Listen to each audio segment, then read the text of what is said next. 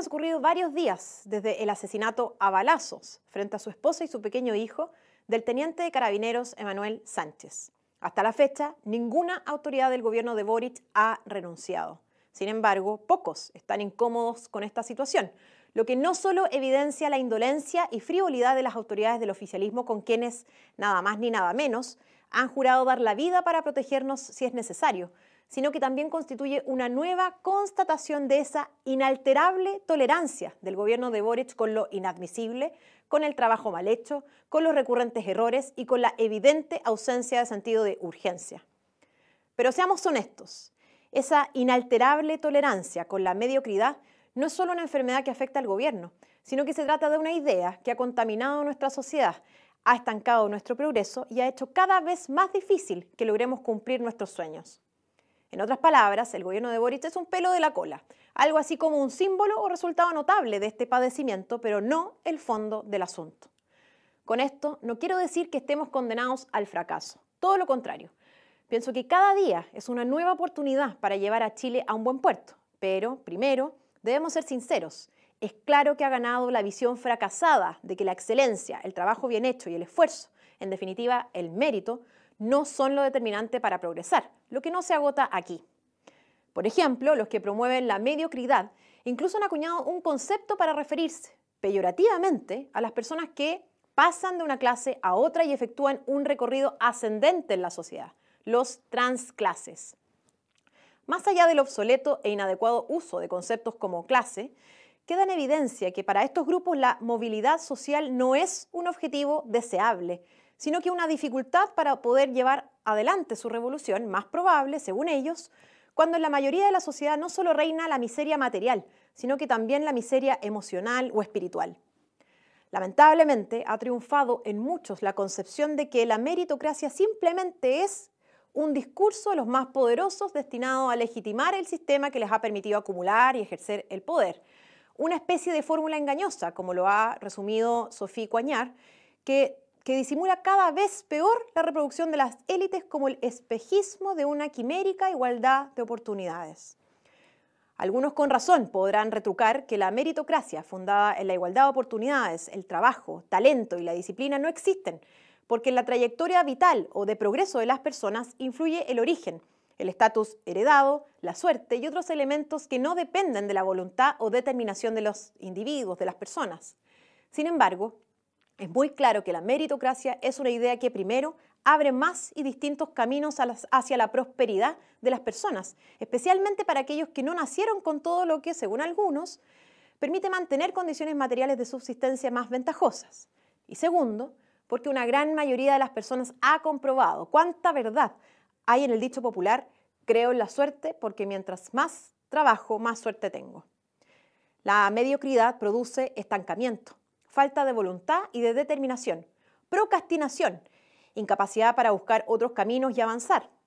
Llevamos más de una década de retrocesos y varios años en una especie de espiral de acontecimientos gravísimos, mientras autoridades y ciudadanos simplemente observamos atónitos con un inmovilismo que parece inexplicable. Creo que en parte se debe a que muchos dejaron de levantar orgullosos las banderas del progreso social y del mérito. Nos allanamos poco a poco y en silencio a la ideología de la mediocridad, del resentimiento y continuamos sufriendo sus perniciosos efectos.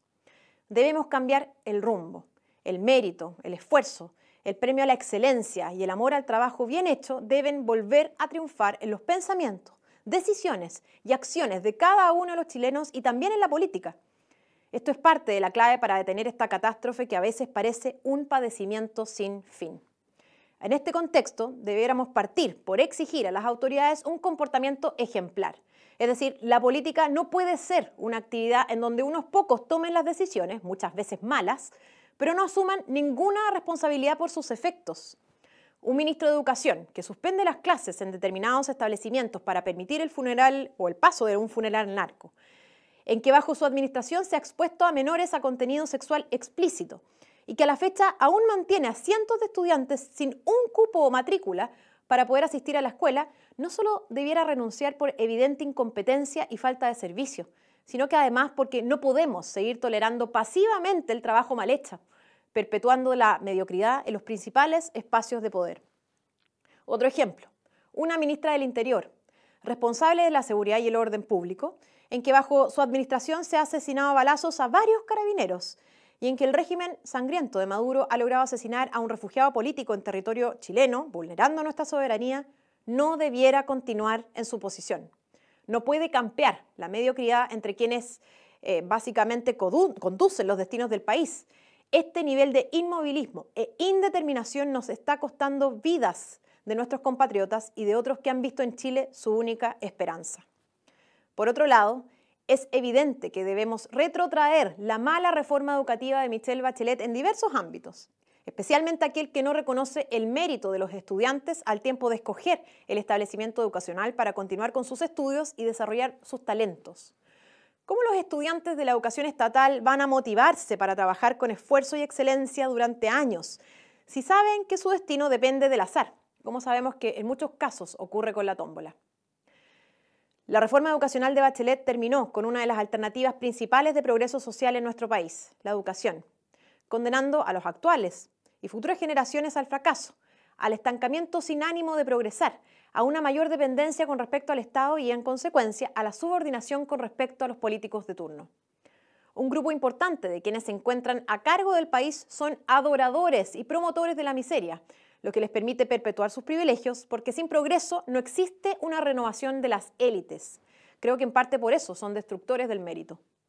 Por último, debemos terminar con la victimización, que aspira a justificar la entrega de privilegios a determinados grupos en función de condiciones como el sexo, la pertenencia a algún pueblo indígena o la orientación sexual, una obsesión identitaria que reduce a los individuos a tribus. Este tipo de tratamiento es realmente un insulto para quienes simplemente quieren una oportunidad para surgir, para salir adelante y que ven en el esfuerzo y trabajo bajo las mismas reglas el camino para ello. Tal como ha señalado incluso Bret Weinstein, si intentas tener éxito en el sistema en el que vives, lo último que necesitas es un movimiento que te diga que tu éxito es imposible, porque los hombres, por ejemplo, son machistas y te oprimen, como es el caso del feminismo hegemónico en la actualidad. La meritocracia y el progreso social es parte fundamental de la historia de la gran mayoría de los chilenos en las últimas décadas. Cambiemos ahora, recuperemos parte de la esencia de ser chileno que hemos perdido bajo el yugo de la ideología de la mediocridad. Cada día es una nueva oportunidad. Opinión en Bio Bio.